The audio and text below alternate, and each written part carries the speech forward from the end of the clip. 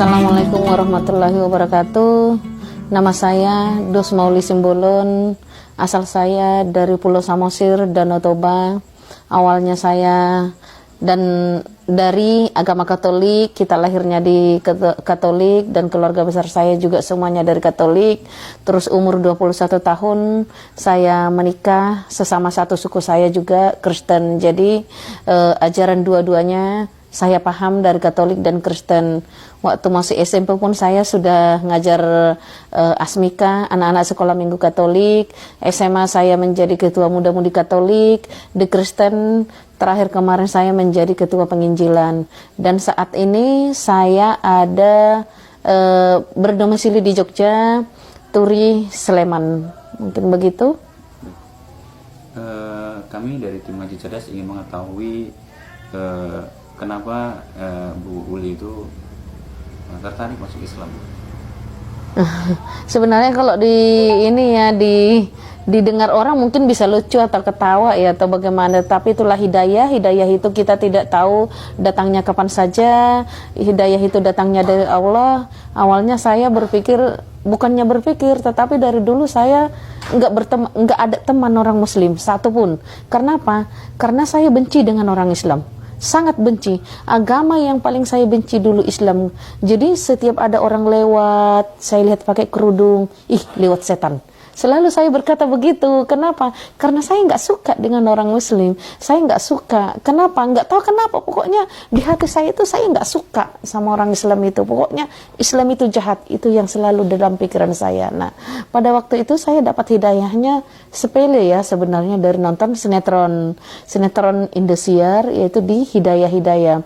Di salah satu sinetron itu saya melihat mengikuti ceritanya, ada salah satu keluarga itu sangat miskin sekali, sangat miskin mereka, tetapi dihina, dicaci, dizolimi, tetapi suami istri saling menguatkan, ngaji, sholat, yakin sama Allah, optimis bahwa kelak suatu saat derajat mereka akan diangkat Allah. Yang penting mereka tidak menyimpan sakit hati. Nah, akhir cerita sinetron itu akhirnya orang yang menzolimi itu mendapatkan balasan sesuai perbuatan mereka, dan yang satu keluarga yang dizolimi itu akhirnya mendapatkan imbalan dari Allah, yaitu akhirnya derajat mereka diangkat. Nah, terus saya langsung sadar dalam diri saya termasuk dari kecil agama, aktif di gereja, menangis di gereja, pokoknya rasaku itu saya sudah mendekatkan diri sama Tuhan Yesus. Nah, tapi kenapa saya tidak mendapatkan ketenangan, kenyamanan, atau wah seperti itu? Pokoknya rasanya gimana kok saya nggak mendapatkan seperti itu, seperti yang mereka yang dizolim itu. Nah, Tuhan aku selama ini kemana? Itu yang ada dalam hati saya itu selama setahun setelah saya menonton sinetron itu. Tuhan aku selama ini kemana? Kok aku tidak mendapatkan seperti mereka? Ternyata Tuhannya Islam itu enak. Ternyata Tuhannya Islam itu hanya cuman kita begini. Kita yakin, optimis bahwa Allah tidak tidur. Ternyata cuman itu. Walaupun ada orang yang menyakiti kita, menzolimi kita, kalau kita tidak membalas, kita optimis sama Allah bahwa Allah tidak tidur, orang yang terzolimi insya Allah akan diangkat derajatnya asalkan kita ikhlas. Loh, berarti Tuhannya Islam itu tidak tidur. Jadi selalu itu yang ada dalam hati saya. Alhamdulillah, setahun saya menonton sinetron itu, saya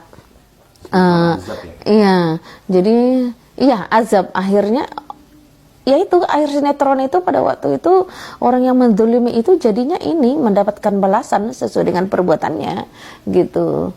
Dan setahun itu saya nonton sinetron masih bergejolak dalam hati saya, apakah benar Tuhannya Islam itu tidak tidur? Apakah benar seperti itu? Tuhan aku selama ini kemana Tuhan aku? Tapi selama setahun itu saya masih tetap aktif di gereja, masih ngajar. Pada waktu itu saya posisi jadi ketua penginjilan di GBI, Gereja Baptis Indonesia. Saya menjadi ketua penginjilan. Bahkan sudah beberapa orang saya murtadkan dulu. Ada yang di lereng Merapi, ada yang udah beberapa orang yang saya murtadkan dulu. Jadi pada waktu itu saya masih tetap aktivis, masih menginjili terus menginjili. Tapi hati saya mengatakan, kok aku tidak mendapatkan seperti mereka, kok aku tidak mendapatkan kenyamanan, langsung merasa nyaman dan optimis, kok aku tidak mendapatkan seperti itu. Itu yang ada dalam hati saya.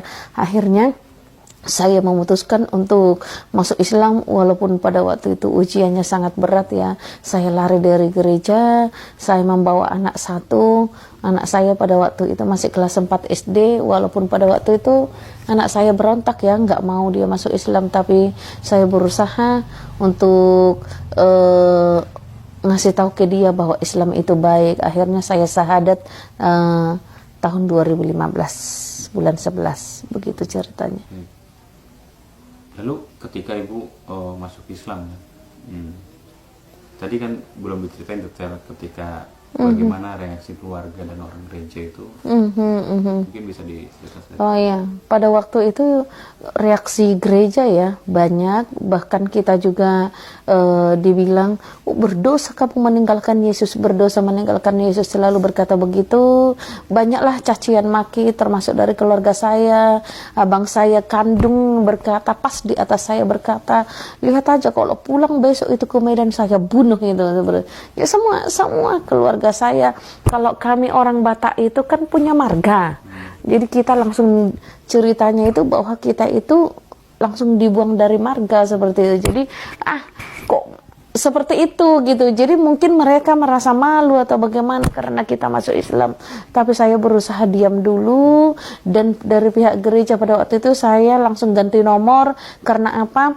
Sudah bolak-balik kita ditelepon di WA dan macam-macam bagaimana.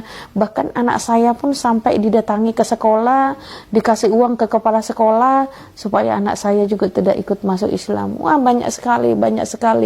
Dan pada waktu itu pertama-tama saya lari dari gereja, saya tidak punya uang seberapun. Dan saya tidur di masjid selama 2 malam bersama anak saya. Ya, kita hanya bisa menangis ya. Tapi saya kembali lagi ke sinetron tersebut, bahwa Tuhannya Islam itu tidak tidur.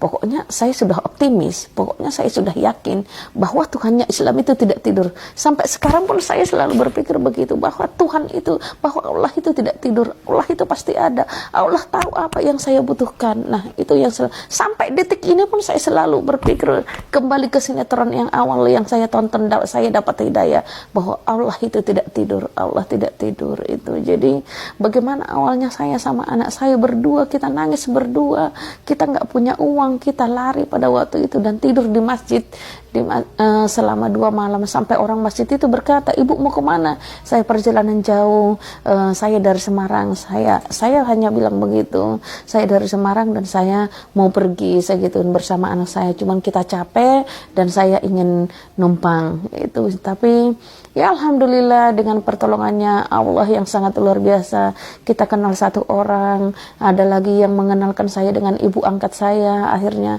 saya ditampung bersama anak saya, kita berdua. Ya begitulah ceritanya, macam-macam dan nggak terceritakan, yang sangat luar biasa bagaimana awalnya saya bersama anak saya masuk